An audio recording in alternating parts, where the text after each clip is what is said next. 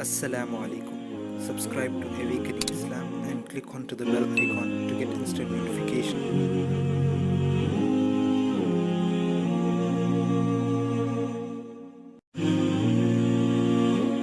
Most of the people are corrupt.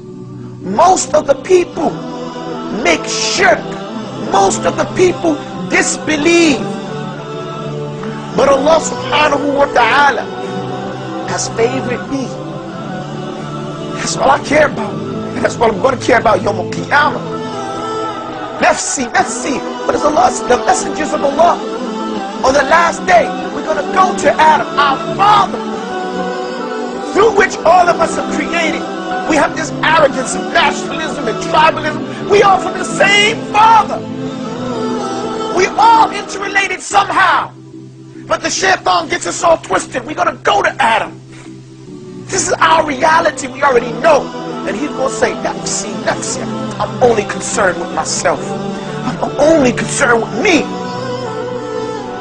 on that day.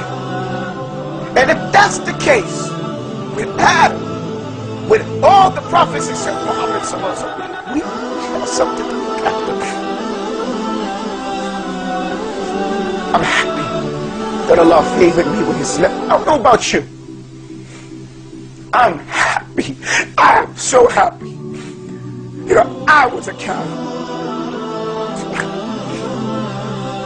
My mother's a coward. And that's a hard reality to deal with. When your people pass away, alhamdulillah, barakallah fikum. When your people pass away, you can make up to them what you can. The dunya can't do that. When your people pass away, your people's is Muslim. Your mother's Muslim, your father's Muslim. You can make hajj for them if they didn't make hajj. You can give sadaqah for them if they didn't make sadaqah enough. You can do things for them. My mother passed away, I can't even make dua for her. And you understand the ni'mah that you have?